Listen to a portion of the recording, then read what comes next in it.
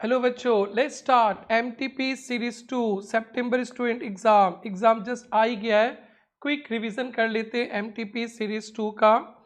जैसे MTP series 1 में मैंने बता दिया था कि आपके पेपर में क्वेश्चन नंबर 1 कंपलसरी रहेगा, 20 मार्क्स का करना ही है, और बाकी के 5 क्वेश्चंस पे एनी 4 करना है। ध्यान रखेंगे 5 में से एनी 4, वो 5 से जो 4 क्वेश्चन है उसका प्रॉपर सिलेक्शन कीजिएगा सो डेट और टाइम मैनेजमेंट कर पाए। हो सके बड़े बड़े क्वेश्चंस एनपीओ फाइनल अकाउंट का आए, अगर एक ही साथ एक ही सम में 10 नंबर का एनपीओ 10 नंबर का फाइनल अकाउंट, तो उसको आप लोग कोशिश कीजिएगा अवॉइड करने के लिए, बिकॉज बहुत टाइम कंज्यूमिंग होता है। आइए मैं एमटीपी डिस्कस करूंगा true false. True false discuss करते समय जिस टॉपिक पे इन्होंने क्वेश्चन डाला है उस टॉपिक को पूरा डिटेल में एनालिसिस करते हुए मैं आंसर बताऊंगा आपको। नेक्स्ट है first question, state with reasons whether following statement true false. मैंने फर्स्ट वीडियो में बताया था ट्रू फॉल्स लिखने से काम नहीं चलेगा बाबू, इसके साथ रीजंस भी लिखना पड़ेगा। अगर ट्रू और फॉल्स लिख दिया तो आपको 0.5 मिलेगा 2 मार्क्स में, और रीजंस अच्छी तरह से बता दिए तो 1.5। और रीजंस के लिए भी मैंने आपको लास्ट वीडियो में बताया था, अगर ट्रू है तो क्वेश्चन पेपर को छाप दीजिएगा कॉपी पेस्ट, और फॉल्स है तो सही वाला रीजन आपको लिखना पड़ेगा। आइए दिखाता हूं मैं। First question, wages paid for erection of machinery debited to PL account. ये तो आप सबको पता है, फॉल्स है। Wages for installation of machine का एंट्री होता है मशीन अकाउंट डेबिट, मशीन पे चार्ज करना चाहिए, इन्होंने वेजेस में चार्ज कर दिया तो इसका एंट्री करेक्शन एंट्री हो जाएगा machine account debit to wages. Stage 1 पे रेक्टिफिकेशन करेंगे तो मशीन टू वेजेस, और स्टेज 2 में भी करेंगे तो मशीन टू वेजेस, और स्टेज 3 आफ्टर फाइनल अकाउंट करेंगे तो मशीन टू पीएल एडजस्टमेंट। ये 6 ट्रू फॉल्स के साथ साथ इस टॉपिक पे इन डेप्थ एनालिसिस भी चलेगा, तो आप ध्यान रखेंगे। और ये एक एरर है, इस एरर को कहते हैं एरर्स ऑफ प्रिंसिपल। लिखते चलिएगा आप लोग एमटीपी डाउनलोड करके, इस पे आंसर भी लिखते चलिएगा। इसमें दूसरे टाइप से भी क्वेश्चन पूछा जा सकता है कि इस एरर को क्या नाम दिया जाए, एरर्स ऑफ प्रिंसिपल। जब कभी ऐसा गलती करते जिसपे पीएल के आइटम को बैलेंस शीट या बैलेंस शीट के आइटम को पीएल में लिख दिया जाता है, वैसे गलती को एरर्स ऑफ प्रिंसिपल कहा जाता है। इंपॉर्टेंट है एग्जाम के लिए। नेक्स्ट है बेटा, amount spend for construction of temporary huts which are necessary for construction of cinema house way demolishment cinema house और रेडी कैपिटल एक्सपेंडिचर। सही बात है, ट्रू है। कोई एक सिनेमा हॉल बना रहे, उसके लिए आपने बनाने से पहले एक झोपड़ी बनाया, फिर झोपड़ी को बाद में तोड़ देंगे तो झोपड़ी का कॉस्ट हो जाता है कैपिटल एक्सपेंसिव सिनेमा हॉल के लिए। आ गया क्लासिफिकेशन ऑफ एरर्स पे question. If the effects of errors committed cancel out the errors will be called compensating error. सही है। And trial balance will disagree, disagree को अंडरलाइन कीजिएगा। सो यहाँ पे दो बात इन्होंने पूछा है, आपने दो गलती किया है, दोनों गलती ने एक दूसरे का इफेक्ट को नलीफाई कर दिया, उसे कॉम्पेंसेटिंग एरर कहते हैं। बिल्कुल सही जवाब। जब एक से ज़्यादा गलती होते है एक दूसरे का इफेक्ट को नलीफाई कर लेता है, उसे कहते हैं कॉम्पेंसेटिंग एरर। एग्जाम्पल है, आपने परचेज ओवरकास्ट कर दिया, परचेज ज़्यादा दिखा दिया, और सेल्स भी ओवरकास्ट कर दिया, सेल्स भी ज़्यादा। परचेज ज़्यादा दिखाने से प्रॉफिट कम, और सेल्स भी उसी अमाउंट से ज़्यादा दिखा दिया तो प्रॉफिट बढ़ जाएगा, तो एक दूसरे का इफेक्ट नलीफाई हो जाता है। बट ट्रायल बैलेंस टैली रहेगा, तो ये डिसएग्री वाला गलत लिख दिया इन्होंने, तो ये फॉल्स है। If the effects of errors are cancel out errors will be called compensating, ये तो सही है। But the trial balance will agree, underline कीजिएगा, आपको पता भी नहीं चलेगा। बहुत सारे बच्चे फर्स्ट वाला आंसर देखकर ट्रू लिख देंगे और फिर पेपर में उलाला हो जाएगा।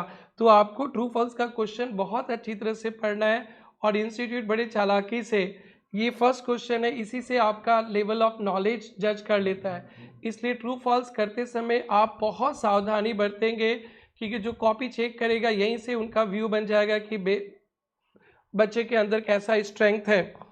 तो बेटा और बता देते, एरर्स बेसिकली 4 ग्रुप में डिवाइड करते हैं। एरर्स ऑफ ओमिशन, जब किसी ट्रांजेक्शन्स को आपने कंप्लीटली या पार्शियली नहीं लिखा उसे कहते हैं errors of omission. Errors of principle, जब पीएल ट्रेडिंग के आइटम को बैलेंस शीट या बैलेंस शीट के आइटम को trading PL, errors of principle, trial balance will tally. एक तो कॉम्पेंसेटिंग एरर बता दिया, आपने एक से ज़्यादा गलती कर दिया, एक दूसरे का effect nullify, trial balance will agree compensating. और एक होता है एरर्स ऑफ कमीशन। संसार के सारे गलती जो ऑमिशन नहीं है, प्रिंसिपल नहीं है, कॉम्पेंसेटिंग नहीं है, वो एरर्स ऑफ कमीशन। राम के जगह श्याम लिख दिया, 100 के जगह 200 लिख दिया, डेबिट के जगह क्रेडिट लिख दिया, प्लस करने में मिस्टेक, माइनस करने में मिस्टेक, पूरा होलसेल में सारे मिस्टेक्स एरर्स ऑफ कमीशन। और बेटा ब्रॉडली बोलेंगे तो क्लरिकल एरर्स और एरर्स ऑफ प्रिंसिपल कहा जाता है। तो क्लरिकल एरर में 3 आता है, omission, commission, compensating. Omission, commission, compensating, clerical error और एरर्स ऑफ प्रिंसिपल। आइए next, bills of exchange chapter से। Promissory note is different from bills of exchange. Promissory note bills of exchange different है, हाँ है, because amount paid is paid by maker in case of former. Promissory note में जो promissory note prepare करता है वही pay करता है, and acceptor in case of letter. ये बिल्कुल सही है, तो क्वेश्चन को ही कॉपी कर लेना है। ये क्या होता है बेटा, बिल्स ऑफ एक्सचेंज।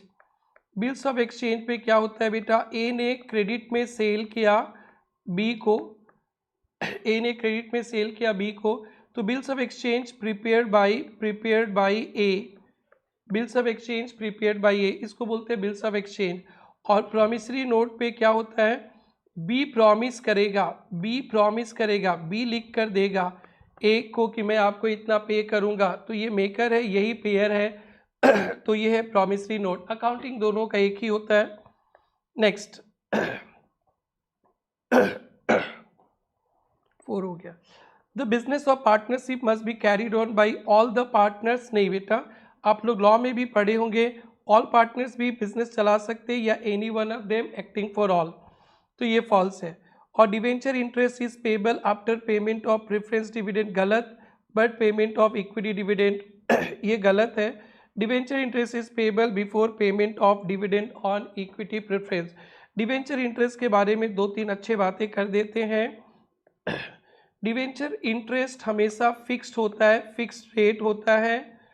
प्रॉफिट या लॉस ये पे करना ही पड़ेगा, पेमेंट करना ही पड़ेगा, और ये before equity share holders, preference share holders के डिविडेंड पे। और एक है, अगर डिवेंचर कोलेट्रल सिक्योरिटीज़ पे इशू किए तो नो इंटरेस्ट, नो इंटरेस्ट।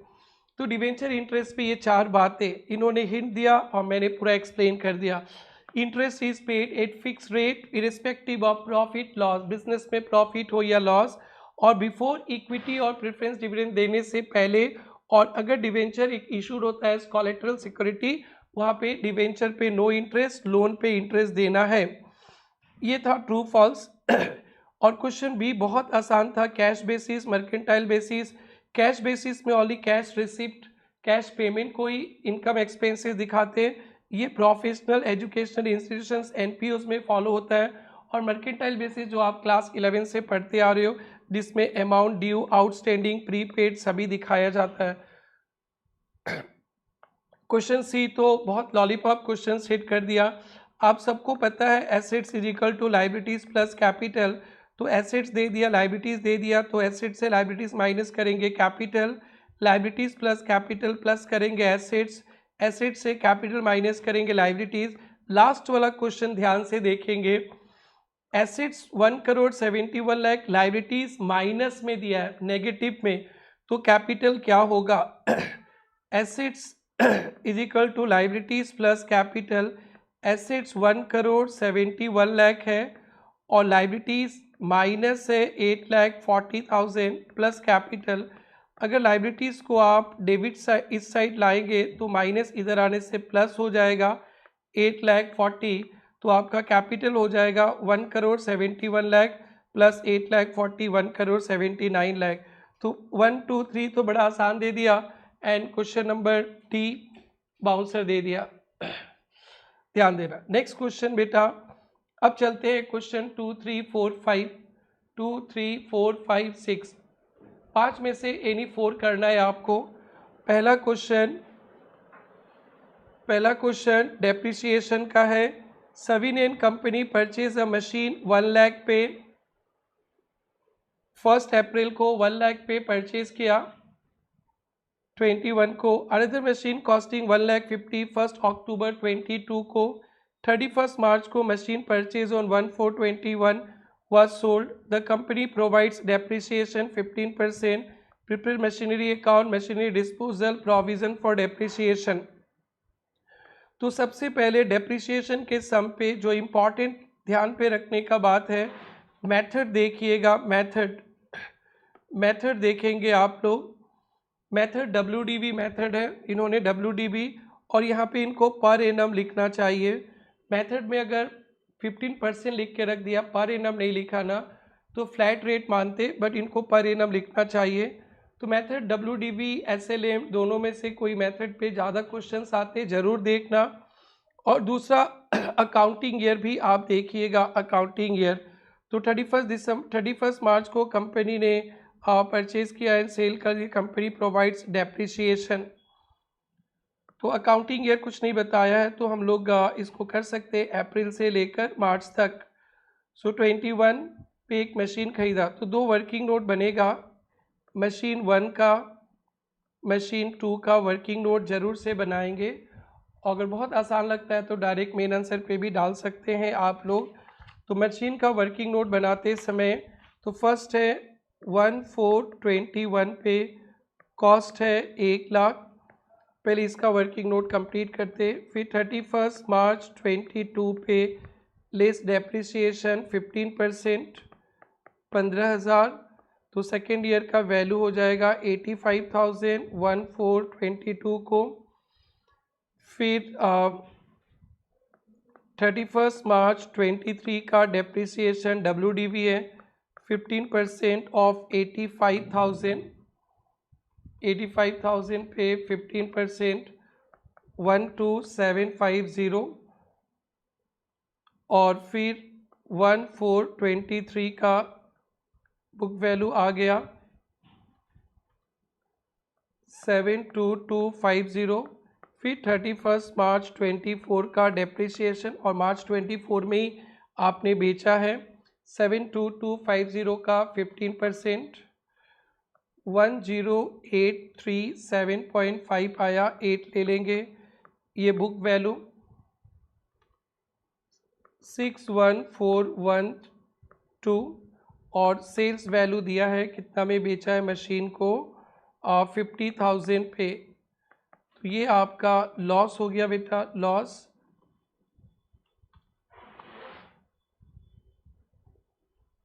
11,412, ये मशीन 1 का।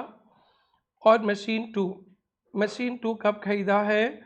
मशीन 2 1/10/22 को खरीदा, तो फर्स्ट ईयर तो खरीदा नहीं, इस साइड 1/10/22 को खरीदा गया मशीन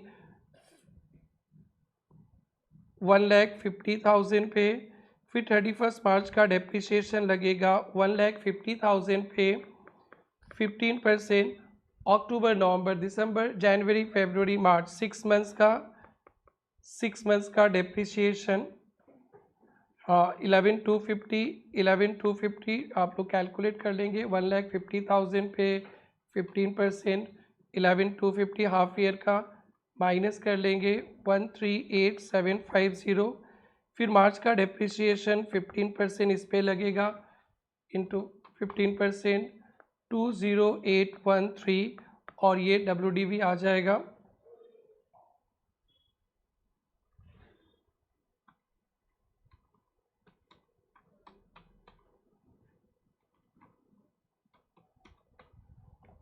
$117,937 ऐसा वर्किंग नोट कर लीजिएगा। 10 नंबर में 4 नंबर तक तो आपको वर्किंग नोट पे मिल जाता है।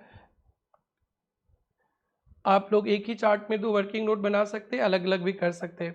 नाउ मशीनरी अकाउंट पूछा है इन्होंने, और मशीनरी डिस्पोजल और प्रोविज़न। बेसिकली जब प्रोविज़न के साथ सम्स होता है ना, पेपर चेक कर लीजिएगा। सो डेप्रिसिएशन का एंट्री लगता है depreciation to provision for depreciation. थोड़ा सा मैं रिवाइज कर लेता हूँ, मैं ओनली सम्स को ही ध्यान पे नहीं रखूँगा। इस 1.5 आवर में मैं कोशिश करूँगा उस टॉपिक का और ज़्यादा नॉलेज दे दे, क्योंकि आप दूसरे सम्स करो तो भी आपके लिए फ़ायदेमंद। ये होता है डेप्रिसिएशन का एंट्री, डेप्रिसिएशन टू प्रोविज़न।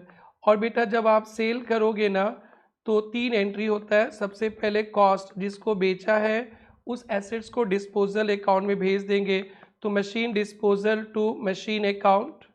और उसके टोटल डेप्रिसिएशन प्रोविज़न पे इकट्ठा है, तो provision for depreciation to machinery disposal, और जब सेल्स वैल्यू होता है तो bank account debit to machinery disposal. तो इस बात को ध्यान रखेंगे, प्रोविजंस के साथ सम्स आएगा तो डेप्रिसिएशन का entry depreciation to provision for depreciation asset account में कुछ नहीं आएगा। जब आप बेचेंगे, जितना कॉस्ट वाले को बेचेंगे उसको आप ट्रांसफ़र कर देंगे डिस्पोजल में, उसका टोटल डेप्रिसिएशन भी ट्रांसफ़र कर देंगे डिस्पोजल में, और सेल वैल्यू का entry bank to machinery disposal. और वर्किंग नोट जरूर से बनाइएगा। अब देखिए मशीनरी अकाउंट, 1 अप्रैल को खरीदा टू बैंक, कोई एंट्री नहीं आएगा, बैलेंस CD, फिर BD, फिर 1 अक्टूबर को खरीदा टू बैंक, CD BD। जब बेचेंगे तो बाई मशीनरी डिस्पोजल। कितना आसान है। और प्रोविजन फॉर डेप्रिसिएशन में हर एक साल बाई डेप्रिसिएशन कुछ नहीं। पहला साल का बाई डेप्रिसिएशन देखिए 15,000, और सेकेंड ईयर में ये भी आएगा और कुछ नहीं। By depreciation to balance CD, by balance BD, by depreciation 2 depreciation आ गया टू बैलेंस CD, फिर थर्ड ईयर पे by balance BD, by depreciation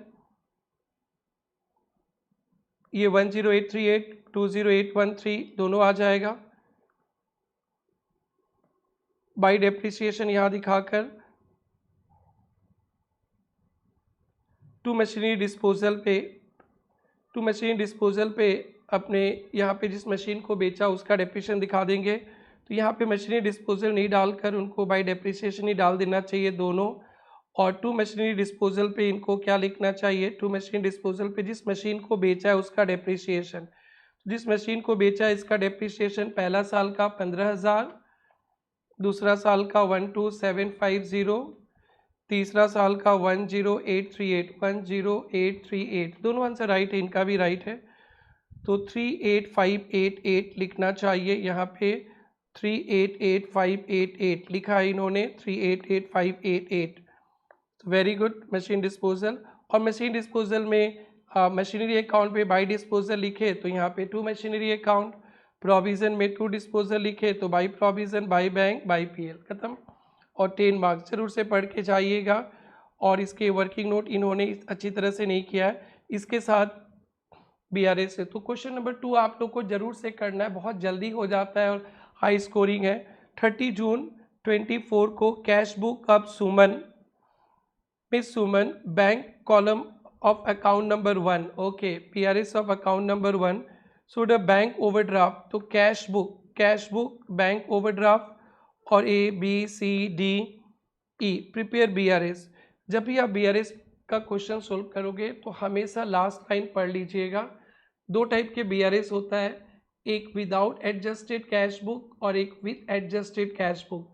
question paper में लिखा रहेगा आपको BRS कैसे बनाना है। एक तो विदाउट एडजस्टेड कैश बुक, तो नॉर्मल BRS जो ये सम है, और एक एडजस्टेड कैश बुक के बाद BRS बनाना है। जब आप एडजस्टेड कैश बुक बनाने के बाद BRS बनाएंगे तो यहाँ पे एक आपको कैश बुक बनाना पड़ता है, कैश बुक, उसके बाद BRS। तो BRS में ओनली 2 आइटम्स ही रहेगा, ओनली 2 आइटम्स ही BRS में दिखाना है, और बाकी का सब कैश बुक में आएगा। तो ध्यान से सुनेंगे क्या क्या 2 आइटम्स। एक एरर्स इन पासबुक, कोई पासबुक में मिस्टेक है वो BRS में आएगा, और टाइमिंग डिफरेंस 2 होता है बाबू, एक check issued but not presented, और एक डिपॉजिटेड बट नॉट कलेक्टेड। तो ये बात ध्यान रखना है, एडजस्टेड कैश बुक का ज़्यादा चांसेस है इस बार एग्जाम पे। तो कैश बुक बनाएंगे, कैश बुक में सारे आइटम्स लिखेंगे, like bank charges, bank interest, direct payment by bank, direct payment by customer, cheque dishonour, interest, dividend, subsidy, cash book का मिस्टेक, अंडरकास्ट, ओवरकास्ट, सब कुछ कैश बुक में लिख देंगे। और कैश बुक के बैलेंस से आप BRS बनाएंगे, और BRS में के लिए 2 ही आइटम रहेंगे, पासबुक का मिस्टेक और टाइमिंग डिफरेंस। फिलहाल इस क्वेश्चन में इनको नॉर्मल BRS चाहिए। तो BRS में कैश बुक का बैलेंस दिया है, कैश बुक का, और नेगेटिव ओवरड्राफ्ट दिया है, तो आप लोग ऐसे लिख लीजिएगा 197,400। पॉजिटिव देगा तो 197,400 लिखेंगे, और ओवरड्राफ्ट होगा तो नेगेटिव साइन पे लिखेंगे, और इसमें कुछ प्लस करना है कुछ माइनस करना है, ट्रांजेक्शन्स पढ़ते हुए हम लोग करते चलेंगे प्लस माइनस, इसमें कोई टेंशन की बात नहीं है। तो फर्स्ट है out of cheque drawn. Okay, पहले मैं अपना हाथ दिखाता हूँ। आपने तो शोले का डायलॉग सुना होगा, शोले में गब्बर ने कहा ठाकुर तेरे दोनों हाथ गब्बर के लिए, बट आप लोगों का दोनों हाथ बीआरएस के लिए। Right hand cash book, left hand passbook, right hand cash book, left hand passbook. Out of cheque drawn, drawn cheque draw का मतलब होता है इशू, चेक ड्रॉन का मतलब होता है इशू। चेक इशू करने से, पेमेंट करने से कैश बुक कम गया, और उसमें से कैश बैंक पे जुलाई पे आया तो बैंक पे नहीं आया, कैश बुक कम गया बैंक पे नहीं आया। स्टार्टिंग पॉइंट किससे किए थे? कैश बुक से किए थे, तो स्टार्टिंग पॉइंट कैश बुक से किए थे तो प्लस कर देंगे 14,800। Next, a cross cheque given to Abdul was return by him and a bearer cheque issued. एक चेक दिया था अब्दुल को तो कैश बुक कम गया, फिर वो बैंक पे ही गया नहीं, फिर जुलाई में नया चेक दिया तो बैंक पे एंट्री नहीं है कैश बुक पे, तो कैश बुक को क्या करेंगे? प्लस करेंगे 3000। कैश इन चेक 13,600 डिपॉजिटेड 29 जून, 5,200 क्लियर्ड जुलाई पे एंड 1,000 रिटर्न, यानी बैंक पे 5,200 और 1,000 नहीं आया। चेक डिपॉजिट करने से कैश बुक बढ़ गया बट बैंक पे नहीं आया है, तो फिर क्या करेंगे? माइनस कर देंगे, माइनस कर देंगे, कितना माइनस करेंगे? 6,200। Next, according to Suman's standing instruction banker है paid 1,280 interest to her creditor paid quarterly. Okay, bank ने पेमेंट किया तो पासबुक कम गया तो कैश बुक को भी माइनस कर देंगे, कितना माइनस करेंगे? 1,280। Paid quarterly premium policy 640 and had paid, okay 640 का भी एंट्री नहीं किया, 640 एंड सेकेंड कॉल का भी पैसा दे दिया -2,400 विद बैंक कर दे। ऑल्सो रिसीव, बैंक पे 600 का डिविडेंड आया है तो कैश बुक में नहीं है, प्लस कर देंगे। इंश्योरेंस क्लेम भी आया, कैश बुक में नहीं है, प्लस कर देंगे। और कमीशन बैंक ने चार्ज किया, कैश बुक में नहीं है, माइनस कर देंगे। ऑन रिसीव ऑफ इंफॉर्मेशन उन्होंने जुलाई में किया, तो ये सब क्लियर है बेटा। Minus plus 600 plus 3,200 minus 400।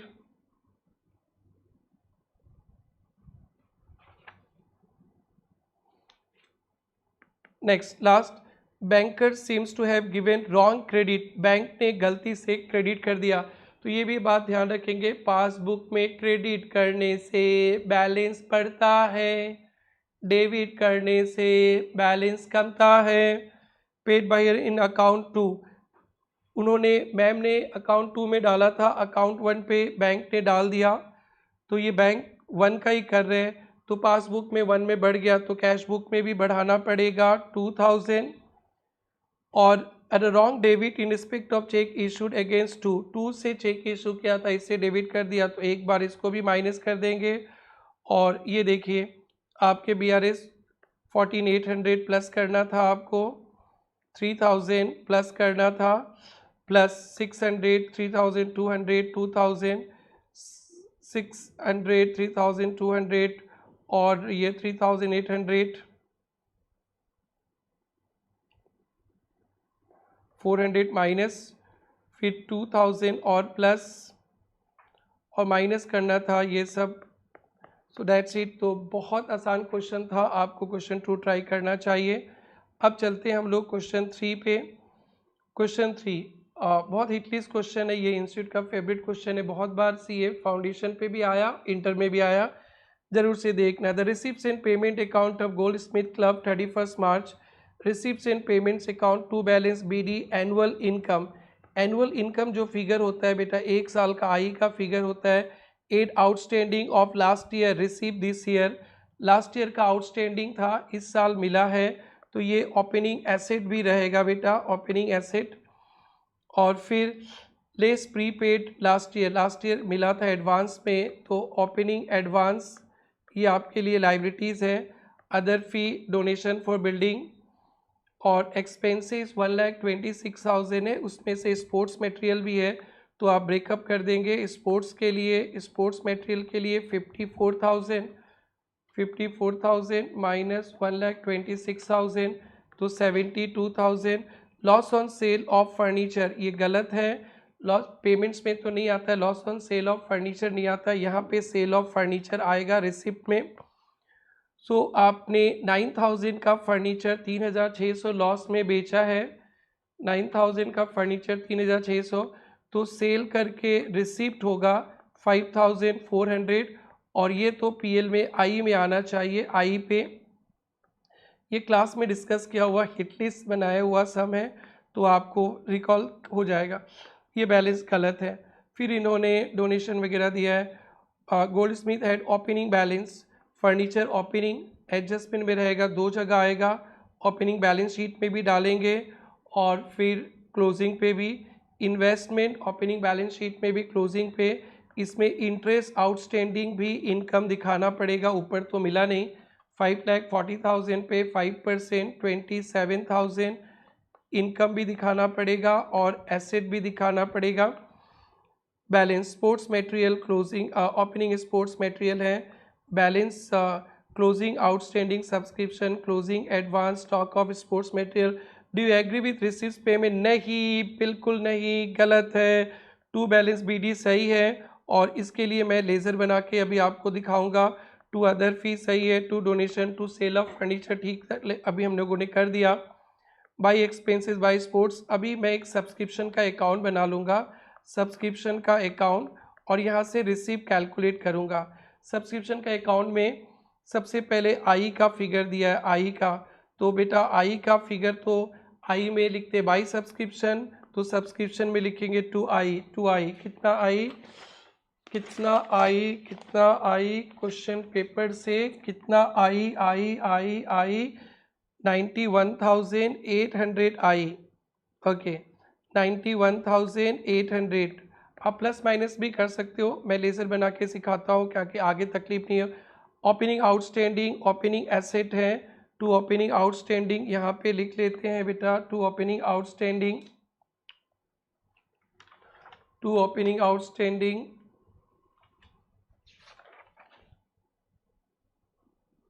3,600। फिर ओपनिंग प्रीपेड बाई एडवांस हो गया, बाई ओपनिंग एडवांस क्लब के लिए लाइबिलिटीज़ हैं। ओपनिंग प्रीपेड कितना है 1,800। इतना तो इन्होंने किया, क्लोजिंग का तो इन्होंने कुछ भी नहीं किया। आइए क्लोजिंग देखते हैं। क्लोजिंग सब्सक्रिप्शन रिसीवेबल एसेट है 5,400, तो ओपनिंग आउटस्टैंडिंग यहाँ पे, तो बाई क्लोजिंग आउटस्टैंडिंग यहाँ पे 5,400 और फिर इन्होंने दिया है एडवांस, तो ओपनिंग एडवांस यहाँ पे, तो टू क्लोजिंग एडवांस यहाँ पे। और इस तरह से सब्सक्रिप्शन अकाउंट आप लोग बना लीजिएगा और सब्सक्रिप्शन अकाउंट बनाने के बाद आपको बहुत आराम से बढ़िया से आंसर मिल जाएगा।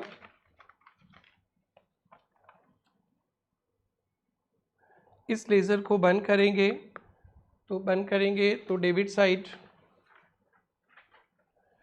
3,600 प्लस 91,800 प्लस 1,800 माइनस 1,800 माइनस 5,400, तो बेटा बाई कैश आ जाएगा। बाई कैश बैलेंसिंग फिगर 90,000, ये रिसीप्ट होगा 90। अगर इस तरह से लेज़र बना लेते हो ना, बहुत आसान है। ओपनिंग आउटस्टैंडिंग एसेट तो closing outstanding asset, opening advance closing advance, और ये दो में से एक दिया रहेगा आई का फिगर, तो कैश निकल जाएगा। कैश तो आई कुछ भी हो इसी से निकल जाएगा, ये 90,000 आना चाहिए। तो इस सब में तो यहाँ पे 90,000 इन्होंने जो किया वैसे भी कर सकते हैं। ओपनिंग का तो इन्होंने कर ही दिया था, क्लोजिंग आउटस्टैंडिंग मिला नहीं इस साल तो माइनस कर देंगे, और क्लोजिंग एडवांस मिला है तो प्लस कर देंगे। Other fee, donation for building, sale of furniture, ठीक है। अब देखिए कैश बुक का आपका बैलेंस चेंज हो जाएगा, ये कैश बुक का बैलेंस है। आई अकाउंट बहुत आसान है बेटा। आई अकाउंट पे जैसे कि इन्होंने क्वेश्चन पेपर में सबसे पहले सब्सक्रिप्शन तो दिया ही था, फिर इन्होंने अदर फ़ी दे रखा था, अदर फ़ी भी सही है, इंटरेस्ट ऑन इन्वेस्टमेंट बता दिए, सन्ड्री एक्सपेंसेस बता दिए, स्पोर्ट्स मटेरियल कंज्यूम चाहिए, ओपनिंग स्टॉक दिया हुआ था, परचेज दिया हुआ है, closing stock, loss on sale, deficit हो गया। जब आप फिर क्लोजिंग बैलेंस शीट बनाएंगे इसमें कैपिटल नहीं है, वर्किंग नोट से लाएंगे, deficit minus building fund, donation for building आया था, बिल्डिंग फंड, एडवांस मिला, लाइब्रेटीज़ फर्नीचर से बेच दिए थे वो माइनस करके 9,000 कॉस्ट का फर्नीचर बेचे थे, इन्वेस्टमेंट हम लोग डायरेक्ट दिखा देंगे, accrued interest, sports material, subscription due, cash वाला करेक्ट बैलेंस दिखाना, एंड ओपनिंग बैलेंस शीट में फर्नीचर दिया था, इन्वेस्टमेंट दिया था, sports material, subscription, cash in hand, capital balancing figure. बहुत छोटा सा आसान क्वेश्चन है, जरूर से पढ़ के जाना, आप लोगों को ये बेसिक्स में पढ़ाया गया भी था। अब चलते हैं हम लोग नेक्स्ट, इसके साथ एक पार्टनरशिप का क्वेश्चन डाल दिया है इन्होंने 5 मार्क्स का, गारंटी ऑफ प्रॉफिट। तो गारंटी ऑफ प्रॉफिट में पता ही है कि नया पार्टनर्स को आप गारंटी देते हो, अगर उनको मिनिमम शेयर ऑफ प्रॉफिट उतना नहीं आए तो जो पार्टनर्स है जिन्होंने गारंटी दिया था वो बियर करेंगे। अगर गारंटी देते समय उन्होंने एक पीएसआर डिसाइड किया था कि इस रेशियो में बियर करेंगे तो वैसे ही, अदरवाइज जो ओल्ड पीएसआर रहेगा वैसे ही। तो P and Q are partners in a firm sharing profit losses 3:2. They admitted R for 1/6 share and guaranteed that R share of profit will not be less than 50 lakh. R को कम से कम 50 lakh, total profit हुआ 1 करोड़ 80 का 1/6 30 लाख हो गया। But उनको तो आपने वादा किया था 50 लाख का, तो आर बोलेगा, जैसे उनको आर को 30 लाख दिया जाएगा तो आर पी और क्यू को बोलेगा क्या हुआ तेरा वादा, वो 50 लाख देने का। तो पी और क्यू गुनगुनाते हुए मुस्कुराते हुए बोलेंगे कसमें वादे निभाएंगे हम, तेरे को तो 50 लाख दे के रहेंगे हम। अब तो 20 लाख ए और पी और क्यू से जाएगा। कैसे जाएगा? Guarantee is given by firm, तो 20 लाख गारंटी फर्म ने दिया था तो 3:2 में, तो 20 लाख 3:2 में, तो 3/5 पी से और 2/5 क्यू से, तो 20 lakh into 3 divided by 5, 12 lakh cut जाएगा पी से और 8 लाख कट जाएगा क्यू से। और यहाँ पे guarantee given by P and Q equally, तो पी से कटेगा 10 लाख और क्यू से कटेगा कितना बेटा? 10 लाख। तो आप लोग को नया पीएसआर कैलकुलेट करके प्रॉफिट को बांट लेना है। तो न्यू पीएसआर आपको आता ही होगा, इन्होंने 3:2:1 निकाला है और 3:2:1 पे 1 करोड़ 80 लाख का प्रॉफिट बांटेंगे तो पी को मिलेगा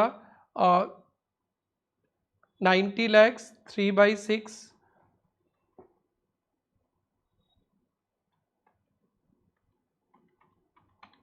इनको मिलेगा 60 लाख और इनको मिला था 30 लाख। तो फिर यहाँ से कट जाएगा कितना? 12 लाख, यहाँ से कट जाएगा 8 लाख, यहाँ पे प्लस हो जाएगा 20, तो 90 माइनस 12 78 52 50। ये देखिए पहले आंसर बड़ा घुमा के किया इन्होंने, और दूसरा में क्या ना है सबसे 10 कट जाएगा, तो ये जरूर से देख लीजिएगा। ये कॉम्बिनेशन भी एनपीओ के साथ आया तो बहुत अच्छा से कर लेंगे 15+5 का। नेक्स्ट चलते हैं बेटा, एक पार्टनरशिप का क्वेश्चन दिया इन्होंने फिर से। The balance sheet of partnership firm, 2 partners Albert Andrew sharing profit losses 5:3, 31 March का ये पोजीशन है। कैपिटल पीएल, तो trade creditors, land building, plant, furniture, stock, debtors, bank. On the date debit was admitted 1/5 share of profit, 4,80,000 capital, 4,80,000 capital, 64,000 goodwill के लिए। तो goodwill का जो premium होता है ओल्ड पार्टनर्स में सेक्रीफाइसिंग में बांट लेंगे। Plant and machine depreciated, land and building appreciated, PDD बनेगा 5% on debtors, unrecorded liabilities immediately after its admission goodwill brought in by will be adjusted. Old partners में कर ही लेते, Thereafter, capital of old partner adjusted through current account. In such manner, capital of partners will be in PSR. Yes, ये सम है बेटा partners का capital को adjust करने पे। और पूछा क्या क्या है, रिवोल्यूशन अकाउंट बहुत आसान है, 15 मार्क्स का। लैंड एंड बिल्डिंग का वैल्यू बढ़ गया, मशीन कम गया, पीडीडी आउटस्टैंडिंग ओल्ड पार्टनर्स में बांट दिए। कैपिटल रिवैल्यूएशन पीएल डिस्ट्रीब्यूट कर लेते हैं। उन्होंने कैपिटल लाया था, कैपिटल में 5,44,000 कैपिटल लाया था क्या, इन्होंने प्लस कर दिया, अच्छा नहीं किया, प्लस करके इनको कैपिटल लिखना चाहिए था, यहाँ पे प्रीमियम फॉर गुडविल अलग से दिखा देते, बट कोई बात नहीं, यहाँ से प्रीमियम का डिस्ट्रीब्यूट भी कर लिया। अब थोड़ा सा ट्विस्ट है कहानी में, न्यू पीएसआर तो आप सक जाएंगे, गेनिंग रेशियो में गुडविल को डिस्ट्रीब्यूट करते हैं वो भी सक जाएंगे, गेनिंग रेशियो में गुडविल का डिस्ट्रीब्यूशन इन्होंने, आप पढ़े होंगे bank to premium for goodwill, premium for goodwill to partners capital, वही कीजिएगा, इन्होंने अच्छा नहीं किया सॉल्यूशन। अब हम लोग चलते हैं कैपिटल एडजस्टमेंट, एकदम ध्यान से। डेबिट 1/5 के लिए 4,80,000 कैपिटल लाया, तो टोटल कैपिटल कैलकुलेट करेंगे 24 लाख, और वो न्यू पीएसआर के हिसाब से होगा 5/10, 3/10। तो हमेशा कभी कैपिटल एडजस्टमेंट बोलेगा ना तो वर्किंग नोट करके ना पहले आप टू बैलेंस सीडी पहले लिख लीजिएगा, फर्स्ट ये लिख लीजिएगा, और अपने आप बैलेंसिंग फिगर आ जाएगा तो वो करेंट अकाउंट पे लिख देंगे, ये बैलेंसिंग फिगर ले लीजिएगा। सो कभी भी कैपिटल एडजस्टमेंट का सम रहेगा तो कैपिटल कैलकुलेट करके टू बैलेंस सीडी लिख लेना है आपको, और फिर जो बैलेंस आएगा करेंट अकाउंट, ये करेंट अकाउंट डेबिट हो गया, ये करेंट अकाउंट है, क्रेडिट है तो लायबिलिटी साइड में, और ये एसेट साइड पे दिखाना है। बैलेंस शीट भी प्रिपेयर करने बोला होगा तो बैलेंस शीट को अच्छी तरह से देखिए, ये करेंट अकाउंट डेबिट बैलेंस से उसे पैसा लाना है, और ये तो रह गई, और बाकी का तो नॉर्मल बैलेंस शीट बनाना, ये आप लोग सक जाएंगे। नेक्स्ट चलिए चलते हैं हरिओम, फाइनल अकाउंट का एक छोटा सा पोर्शन आया है आपके एग्जाम पे, आइए इस पे भी डिस्कशन कर लेते हैं अपन। तो ये भी अच्छा क्वेश्चन था, बहुत लेंदी क्वेश्चन नहीं था, ये भी करने लायक ही क्वेश्चन था। ये क्वेश्चन 4 का बी। उसके बाद 5-6, Hariom employees a team of 9 workers paid 1,20,000 per month each 31 दिसंबर 22 तक। At the start of 23 company increase, ये आपके स्टडी मेट का ही क्वेश्चन है, 10% 132 कर दिया। ऑन 1 जुलाई 2 ट्रेनी आया 63,000 per month each, work for salary paid first working day of every month, यानी next month में दिया जाता है, 1 मंथ इन एरियर, यानी मार्च का सैलरी हमेशा आउटस्टैंडिंग रहेगा, चार्टर्ड अकाउंटेंट जी वो अप्रैल में दिया जाएगा, तो हमेशा इस अप्रैल में लास्ट ईयर मार्च का सैलरी पेमेंट होगा। Employ receive salary of January the first week for January on the first week of February, and दिसंबर का जनवरी का फेब्रुवरी, ठीक है। क्या पूछ रहे हैं पूछिए।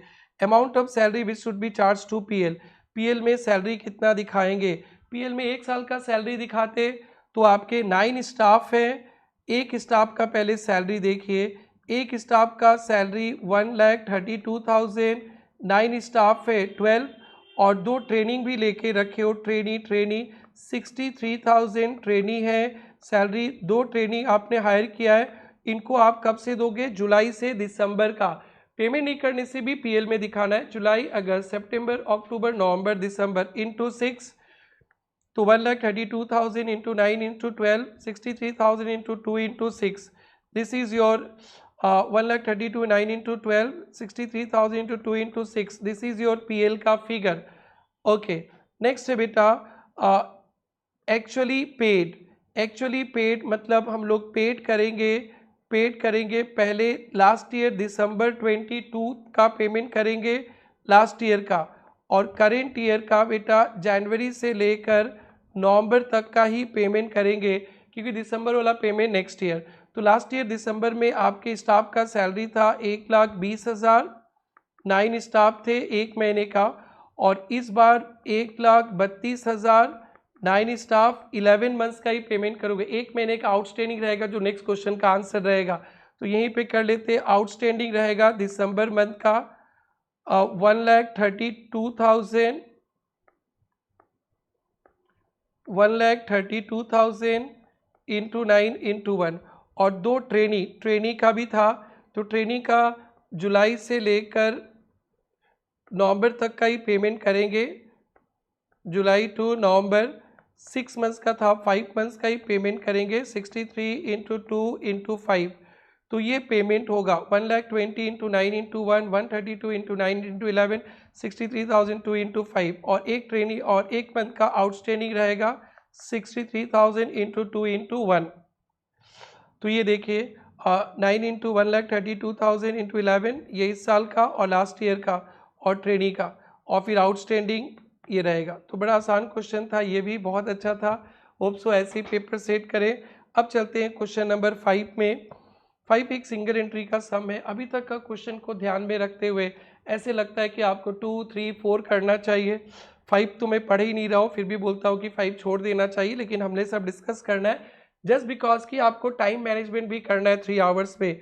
तो प्रकाश ने रेडीमेड गारमेंट का बिजनेस है, रिसीव पेमेंट 23, 24 का, opening balance, receive from debtors, cash sales, capital brought, interest on investment, payment to creditors, salary, general expenses, rent, drawings, cash purchase, bank balance, cash balance, और फिर 1 अप्रैल 23 मार्च का machinery account दे दिया, no change, और furniture भी दे दिया, no change. Debtors opening है, total debtors का लेजर बना के क्लोजिंग डेटर्स, क्रेडिटर्स ओपनिंग है, क्रेडिटर्स का लेजर बना के क्लोजिंग क्रेडिटर्स, इन्वेंट्री, इन्वेस्टमेंट और आउटस्टैंडिंग सैलरी।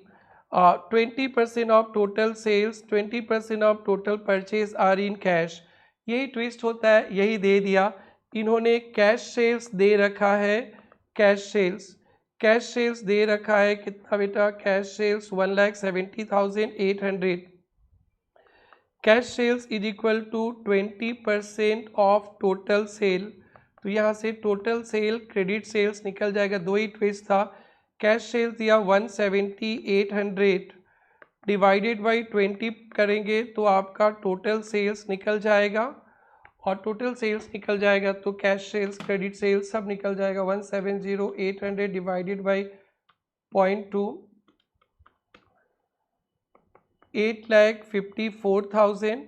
तो क्रेडिट सेल्स भी निकल जाएगा बेटा डायरेक्टली 80%, 6,83,200। ये एक बहुत अच्छा कैलकुलेशन है। तो ये देखिए सेल्स 8,54,000।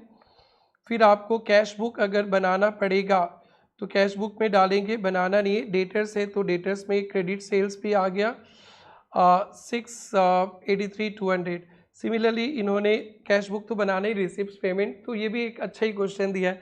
कैश परचेज भी कहीं पे दिखा था बेटा, तो कैश परचेज होने से यहाँ से टोटल परचेज निकल जाएगा 122,750 डिवाइडेड बाई 80%, 122,750 डिवाइडेड बाई 0.8, तो कितना है भाई?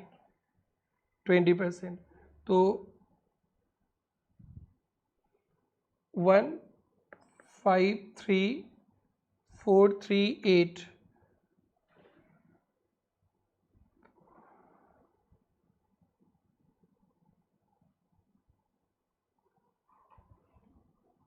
ओके 20% है, 20%।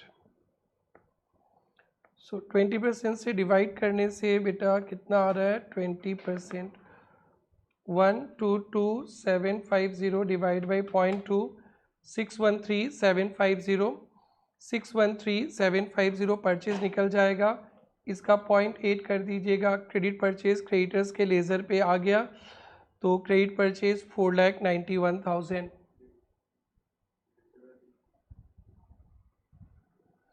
ओके तो ये कंप्लीट। इसको अब इसको कहाँ कहाँ डालना है ये भी एक्सप्लेन कर देते हैं। Receive opening bank, opening balance sheet, receive from debtors, debtors के लेजर पे, cash sales directly trading account पे, कैपिटल इंट्रोड्यूस्ड, कैपिटल में प्लस, इंटरेस्ट ऑन इन्वेस्टमेंट ये इनकम दिखा देंगे, पेमेंट टू क्रेडिटर्स, क्रेडिटर्स के लेजर में salary PL, general PL, rent PL, drawings capital से minus, cash purchase, total purchase ही आ गया, और ये closing balance sheet, closing balance sheet. तो ये सारे आइटम्स हो गए। मशीन में तो कोई चेंजेस ही नहीं है, ओपनिंग बैलेंस शीट में, क्लोजिंग बैलेंस शीट पे, पर डेप्रिसिएशन लगा देंगे 10%, 8,500 क्लोजिंग से माइनस कर देंगे। फर्नीचर भी सेम बेटा, फर्नीचर पे 10%, डेटर्स के लेज़र पे ओपनिंग और क्लोजिंग डेटर्स निकल जाएगा। ट्रेड क्रेडिटर्स के लिए हमें क्लोजिंग क्रेडिटर्स निकल जाएगा। ओपनिंग स्टॉक ट्रेडिंग पे, closing stock opening stock trading पे डालेंगे और ओपनिंग बैलेंस शीट में, क्लोजिंग स्टॉक ट्रेडिंग में, क्लोजिंग बैलेंस शीट में, investment opening balance sheet, closing investment, closing balance sheet. Interest नहीं भूलना, 85,000 पे 12%, 85,000 पे 12%, 10,200। Hidden information last balance last revision lecture में भी बोला था 9750 मिला है, तो एक्रूड इंटरेस्ट हो जाएगा 450, वो दिखाना है। आउटस्टैंडिंग सैलरी, तो ओपनिंग बैलेंस शीट में लाइबिलिटीज़ और इस साल के सैलरी से minus, closing outstanding closing liabilities इस साल के सैलरी से plus. Of the debtors 7,200 written, bad debt to debtors debtors के लेजर पे और पीएल पे, और उसके बाद जो आएगा प्रोविज़न बना देंगे। तो देखिए बेटा बड़ा सिंपल, ओपनिंग स्टॉक तो मिला था, क्लोजिंग स्टॉक प्रॉफिट, सैलरी में closing outstanding plus opening minus, rent में नो प्रॉब्लम, जनरल एक्सपेंस में no problem, depreciation no problem, bad debt PDD और इंटरेस्ट ऑन इन्वेस्टमेंट 10,200 बताया गया था आपको। बैलेंस शीट मशीन से लेस डेप्रिसिएशन, फर्नीचर से लेस डेप्रिसिएशन, स्टॉक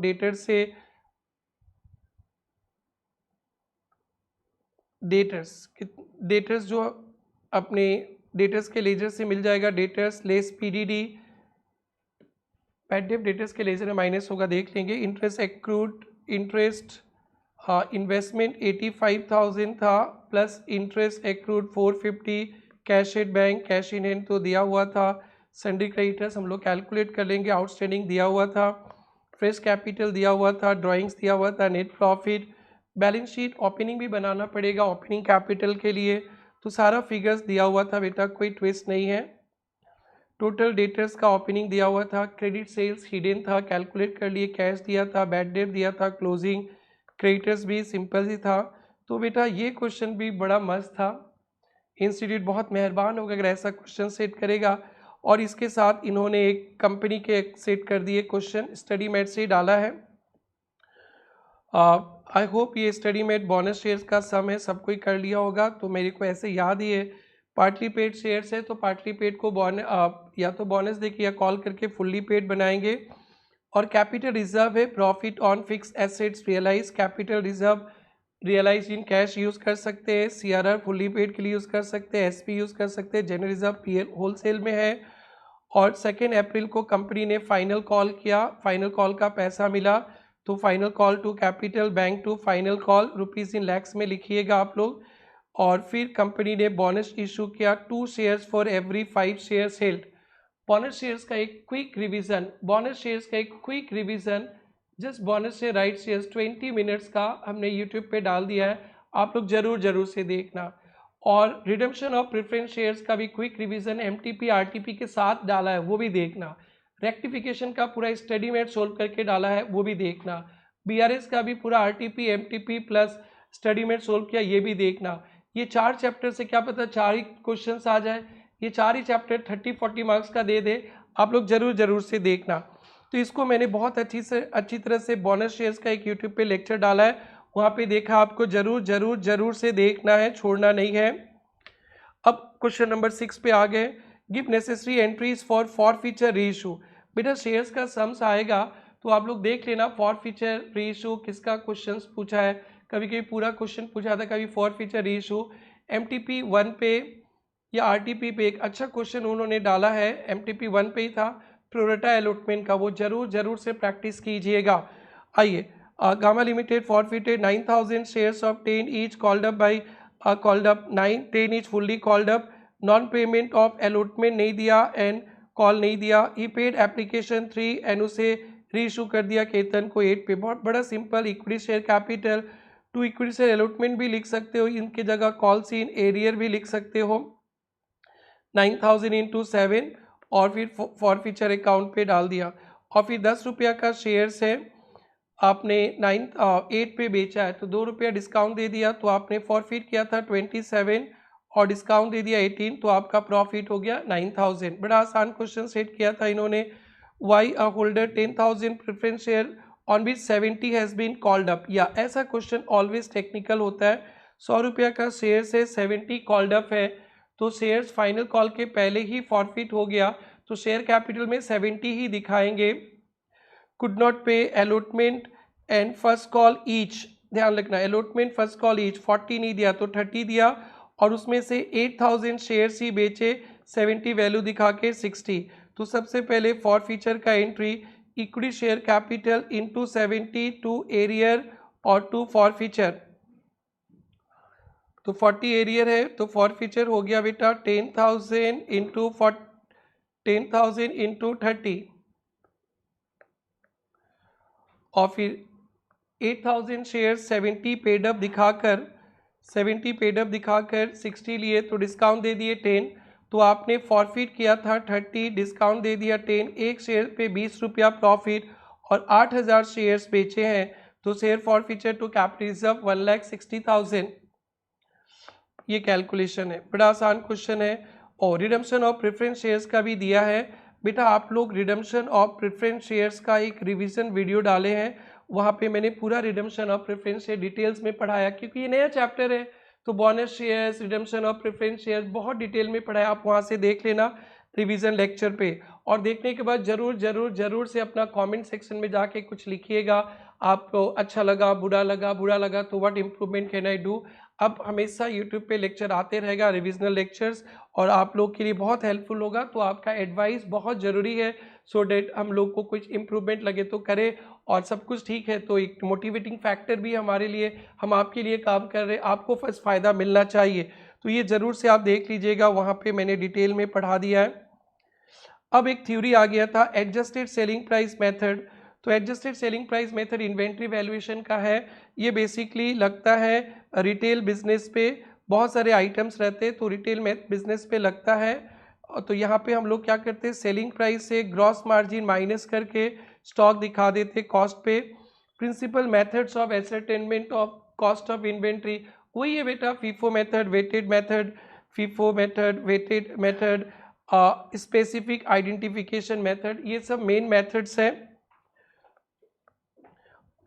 ये पूछा है। और उनके बाद इन्होंने following expenses are capital revenue, इसमें एक दो आंसर इन्होंने इंस्टीट्यूट ने मेरे हिसाब से गलत लिखा, आप लोग एक बार चेक कर लीजिएगा। Amount spend on making few more exit in cinema hall to comply government order, cinema hall में एग्जिट ज़्यादा कर दिए कि गवर्नमेंट का ऑर्डर, एग्जिट करने से एफिशिएंसी इन वर्क अच्छा होगा, जो लोग देखने आएगा मूवी उनके लिए आने जाने का सुविधा होगा, लॉन्ग टर्म बेनिफिट है, तो इसको कैपिटल एक्सपेंडिचर करना चाहिए, बट इन्होंने रेवेन्यू कर रखा है। Travelling expensive director for purchase of asset, asset related कुछ भी खर्चा हुआ रेडी टू यूज होने तक सब कैपिटल एक्सपेंडिचर करते हैं, ये कैपिटल एक्सपेंडिचर होगा। Amount spend to reduce working expenses, ये कैपिटल एक्सपेंसेस है, बट इन्होंने इसको भी रेवेन्यू करके रखा है 3, तो आप और भी इनके जो दूसरे आरटीपी एमटीपी वहाँ से मिलाएंगे तो कैपिटल, ये कैपिटल ही लिखना है आपको। Amount paid for removal of stock to new site, ये रेवेन्यू एक्सपेंसेस है, स्टॉक इधर से उधर ले जाने का। और सेकेंड हैंड कार को रिपेयर किया बिफोर यूज़, तो फिर वो कैपिटल एक्सपेंडिचर होता है, इसमें कोई प्रॉब्लम नहीं है। एसेट्स यूज़ करने के बाद अगर कुछ आप एक्सपेंसेस करो तो वो हो जाता है रेवेन्यू, यूज़ करने के पहले जो भी एक्सपेंसेस क्या कैपिटल एक्सपेंडिचर।